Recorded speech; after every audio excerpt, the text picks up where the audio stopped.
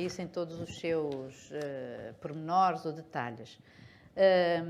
O senhor é, neste momento, presidente do Observatório de Segurança, Criminalidade e Terrorismo, e eu gostaria de lhe perguntar, em relação a este tipo de legislação ou à classificação de estes ataques, são atos de terrorismo e a legislação sobre o cibercrime cai dentro dessa categoria, ou como é que isto funciona? Como é que é possível, então? Porque isto, aparentemente, são atacantes que é impossível de... criminosos impossíveis de apanhar, digamos assim. Muito obrigado, Luísa. Cumprimento a Dra. Luísa Meireles, também na pessoa do Sr. Presidente do Conselho de Administração da Lusa, também cumprimento todos os jornalistas que aqui estão. Aliás, é a primeira vez que tenho o gosto de aqui estar. E do ponto de vista, digamos, do direito do ciberespaço, porque é disso que se trata, temos uma nova realidade, uma quarta dimensão, e também temos que ter depois um novo enquadramento, ou que vamos tendo, do direito do ciberespaço. O problema é que nós, em Portugal, em particular, ainda estamos na idade da adolescência, ou talvez da idade da infância, do ponto de vista do desenvolvimento dos instrumentos jurídico-legais para enfrentar estas ameaças e combater estas ameaças. Nós andámos muito preocupados há uns anos a esta parte com a questão dos dados pessoais. Há um importante regulamento comunitário, o RGPD, que depois foi transposto por 3 leis internas. Mas os dados pessoais, na verdade, que têm tido realmente um grande cuidado, mas mostram que isso é apenas uma pequena parte de um grande problema, porque o problema que está agora em cima da mesa não são os dados pessoais.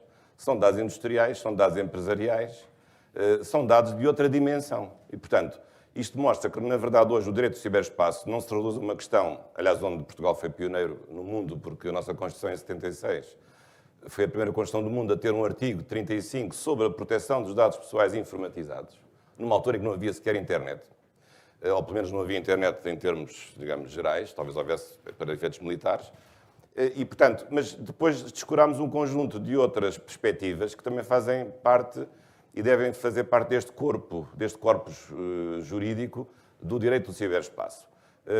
Agora, em particular, em relação à questão que a Luísa coloca.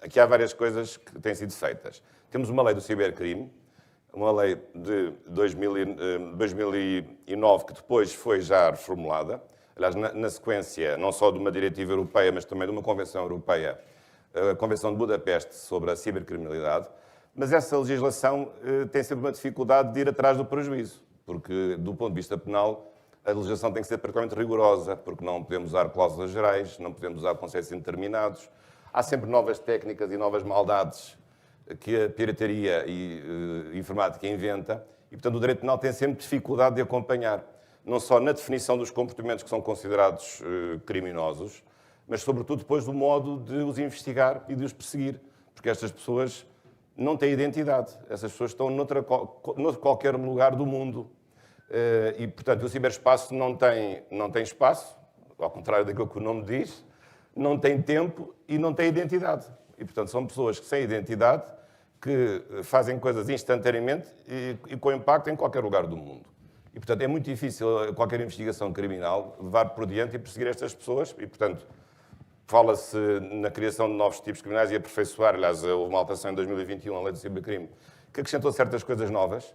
Mas, basicamente, os crimes são, por um lado, os crimes de dano nas redes e nos dados informatizados e os crimes de violação da privacidade. Portanto, do acesso ilegítimo a dados que devem ser considerados confidenciais.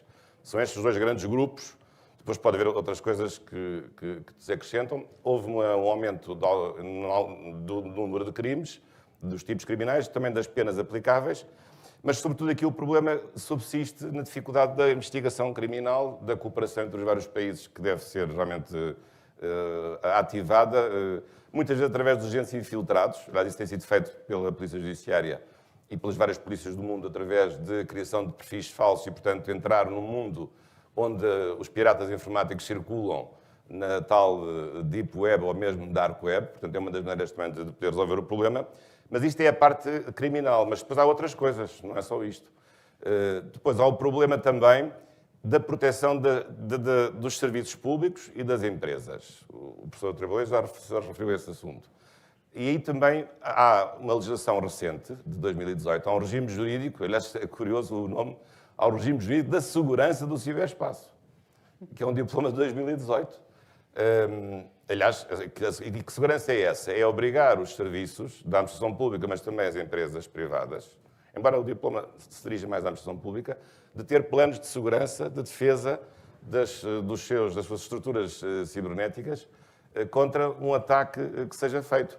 E se essas empresas e esses serviços não tiverem esses planos de proteção, assim como há também os planos de proteção das infraestruturas críticas, embora aqui não se aplique o conceito de infraestrutura crítica, também há um diploma com essas características, depois o Centro Nacional de Cibersegurança aplica multas ou coimas, verificando se esses planos existem, se as estruturas se dotam desses programas de autodefesa contra ataques cibernéticos. Mas esse diploma está numa fase inicial de aplicação. A ideia, como eu acho que é normal, não é nenhuma crítica, tem havido uma atitude mais pedagógica, mas chegou o momento de acabar a pedagogia e de começar a aplicar as sanções para quem não faz efetivamente os planos de defesa das suas estruturas públicas.